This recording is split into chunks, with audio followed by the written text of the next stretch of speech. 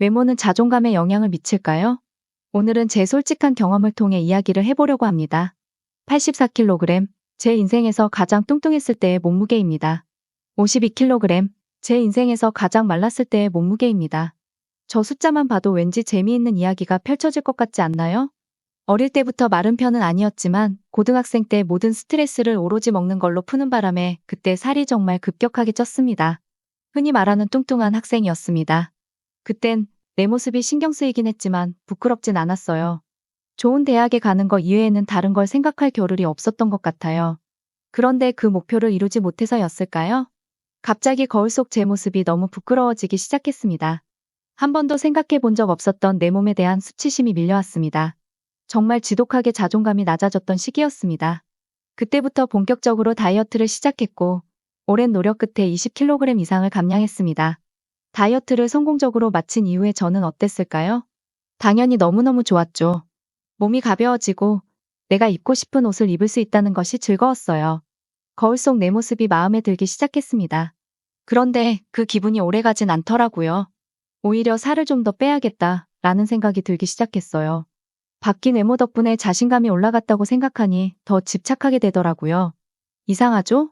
그럼 제가 살을 더 뺐을 때 자존감이 더 올라갔을까요? 인생에서 가장 말랐을 때가 52kg일 때였어요. 결혼 준비를 할 때였어요. 그때 정말 극단적인 다이어트를 했어요. 거의 굶었습니다. 단식의 효과는 실로 대단했고 거울 속의 모습이 이제껏 제가 본 모습 중에 가장 예쁘긴 했습니다. 만약 외모가 자존감과 직결된다면 저는 이때 가장 당당하고 자존감이 넘쳐야 했겠죠? 네, 저 정말 신기하게도 자존감이 높았어요. 그리고 행복했어요. 그 이유는 단순했습니다.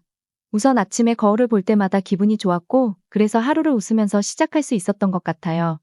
그리고 또 하나의 이유는 지금의 남편과 새로운 가정을 이룬다는 사실이었는데요.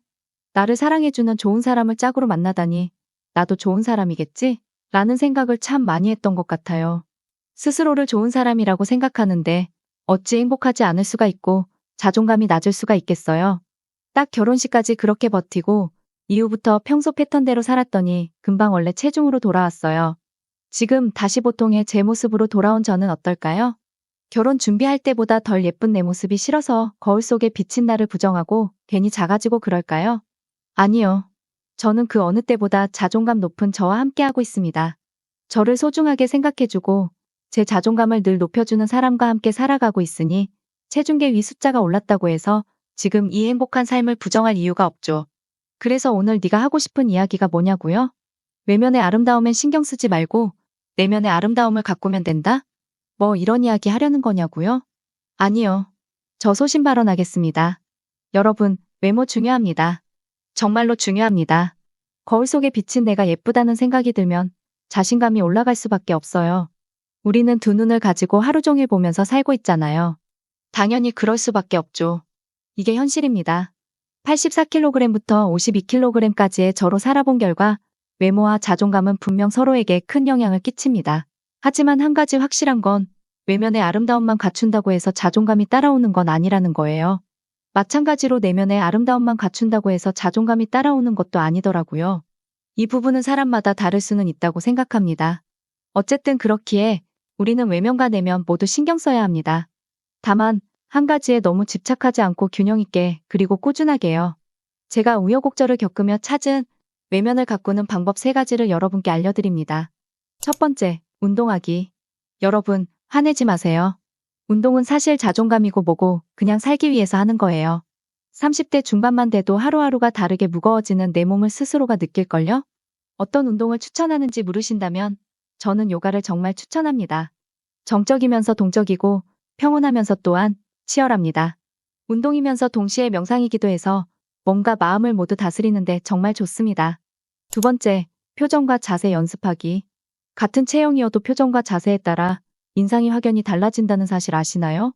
곧게 앉고 당당하게 걸어보세요. 그리고 자연스럽게 미소 지어보세요. 이것만으로도 사람들에게 주는 인상이 확 달라질 거예요. 세 번째, 나에게 맞는 스타일 찾기. 우리는 모두 각자의 개성과 분위기를 가지고 있어요. 각자 개성에 딱 맞는 스타일의 옷차림, 헤어스타일, 메이크업이 조화를 이루는 순간 달라진 나를 거울 속에서 발견할 수 있을 거예요. 내가 편안하면서도 자신감을 가질 수 있는 스타일 찾기. 이건 많이 찾아보고 시도해보는 수밖에 없습니다. 비싼 옷을 사라는 게 아니고 내가 좋아하고 나에게 잘 어울리는 스타일을 찾으라는 거예요.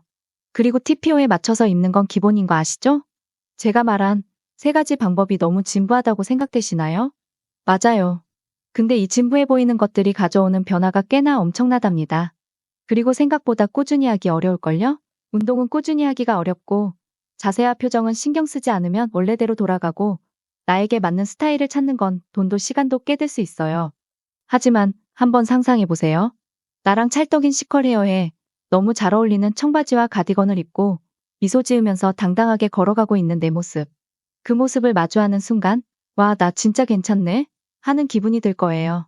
그리고 그 기분이 내 자존감을 올려주는 또 다른 호시가 될 거예요. 그러니 진부하다고 생각돼도 우리 한번 해봐요.